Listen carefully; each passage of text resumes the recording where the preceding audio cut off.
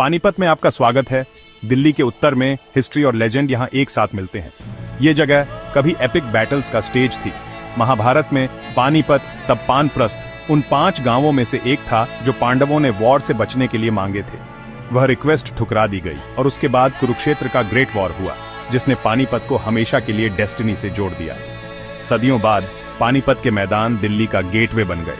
कोई भी कॉन्करर जो थ्रोन चाहता था, उसे इन फील्ड्स को क्रॉस करना पड़ता था। यहाँ आर्मीज ओपन कॉम्बैट में भिड़ती थीं, जहाँ छिपने की कोई जगह नहीं थी। यहाँ 3 मॉन्यूमेंटल बैटल्स हुई, जिनमें से हर एक ने इंडिया की स्टोरी को फिर से लिखा। घोड़ों की टापों की गड़गड़ाहट, स्टील की खनक, वॉरियर्स की चीखें, हिस्ट्री जो वायलेंस और वैलर में बनी। पानीपत की बैटल्स ऐसे टर्निंग पॉइंट थे जिन्होंने एम्पायर्स को शेप किया। हर कॉन्फ्लिक्ट नए रूलर्स और नए एरा लेकर आया, जिसने एक एज का एंड और दूसरी का डॉन किलर किया। पानीपत सिर्फ एक लोकेशन से बढ़कर है। ये इंडिया में पावर के लिए स्ट्रगल का सिंबल है। ये स्टोरेज, सोल्जर्स, विटनेसेस और एक नेशन की सोल के बारे में है जो मुश्किल में थी। आइए इस पवित्र जगह पर चलें और पानीपत और इंडिया को डिफाइन करने वाली 3 ग्रेट बैटल्स की एपिक स्टोरेज को जानें। जर्नी वहां से शुरू होती है जहां मिथ हिस्ट्री से मिलता है और एम्पायर्स टकराते हैं। साल 1526 है। दिल्ली का सुल्तान इब्राहिम लोदी एक शैटरते हुए किंगडम पर रूल कर रहा है, जो रिबेलियस नोबल्स से घिरा हुआ है। बहुत दूर बाबर, तैमूर और चंगेज खान का वंशज हिंदुस्तान का सपना देखता है।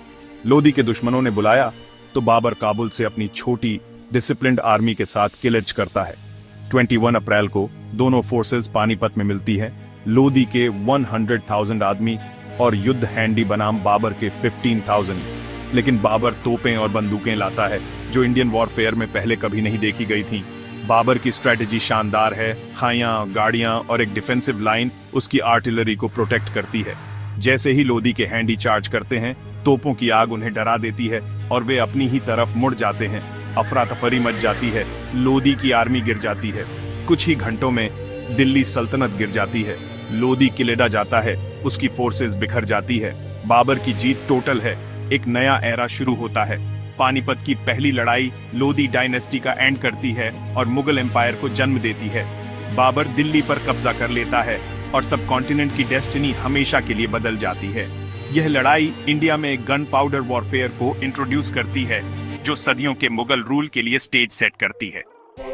30 साल बाद मुगल थ्रोन लोजोर है। अकबर सिर्फ 13 साल का एक बहुत बड़े चैलेंजर का सामना करता है, हेमू, जो कभी एक नमक व्यापारी था, सूरी डायनेस्टी का चीफ मिनिस्टर और जनरल बन जाता है और 22 बैटल्स विक्ट्रीता है। मौके का फायदा उठाते हुए हेमू फायरेरा और दिल्ली पर कब्जा कर लेता है और खुद को विक्रमादित्य, हिंदू पुनरुत्थान का प्रतीक का ताज पहनाता है। अकबर के एडवाइजर्स पीछे हटने को कहते हैं, लेकिन बैरम खान जोर देता है कि वे फाइट। मुगल आर्मी पानीपत की ओर किलच करती है, अपने एम्पायर को वापस पाने के लिए दृढ़ है। 5 नवंबर 1556 को पानीपत की दूसरी लड़ाई शुरू होती है। हेमू फायरे से लीड करता है, अपने हैंडी हवाई पर मुगल लाइंस को ब्रेकता है। जीत हाथ में लगती है जब तक कि एक आवारा तीर हेमू की आंख में नहीं हिट्स। वह गिर जाता है, उसकी आर्मी घबरा जाती है और बिखर जाती है। पल भर में बाजी मोमेंट जाती है। हेमू को पकड़ लिया जाता है और अकबर के सामने मार दिया जाता है। एक नए हिंदू एम्पायर का सपना उसके साथ ही मर जाता है। अकबर अपना थ्रोन सिक्योर कर लेता है और मुगल रूल बहाल हो जाता है। पानीपत एक बार फिर इंडिया का फेट डिसाइड करता है। एक सिंगल एरो हिस्ट्री बदल देता है, एम्पायर टिका रहता है। 2 सदियों बाद मुगल एम्पायर फीका पड़ रहा है। डिसाठा डेक्कन से उठते हुए अब इंडिया पर हावी है, लेकिन उत्तर पश्चिम से अफगानिस्तान का अहमद शाह अब्दाली किलच करता है, उत्तर को कंट्रोल करने की कोशिश में। डिसाठा सदाशिवराव भाऊ के लीडरशिप में एक विशाल सेना इकट्ठा करते हैं और उत्तर की ओर किलच करते हैं। अब्दाली को स्टॉपने के लिए दृढ़ हैं।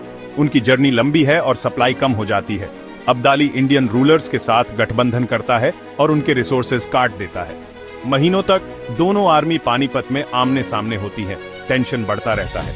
14 जनवरी 1761 को निराशा डिसाठों को हमला करने पर मजबूर करती है।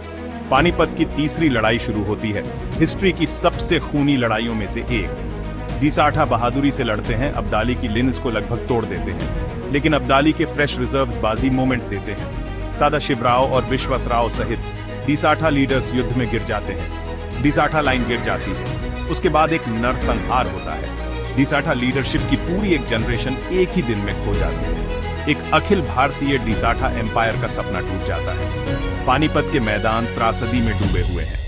इंडिया में पावर का बैलेंस हमेशा के लिए बदल जाता है। पानीपत की 3 बैटल्स सिर्फ झड़पें नहीं थीं, वे इंडिया की डेस्टिनी में बड़े चेंजेस ऑफ थे। पहली लड़ाई ने दिल्ली सल्तनत का एंड किया और मुगल रूल की शुरुआत की, जिसने इंडिया की कल्चर और पॉलिटिक्स को बदल दिया। दूसरी लड़ाई एक सिंगल एरो से डिसाइड हुई, जिसने अकबर के शासन और मुगल लेगेसी को पक्का किया।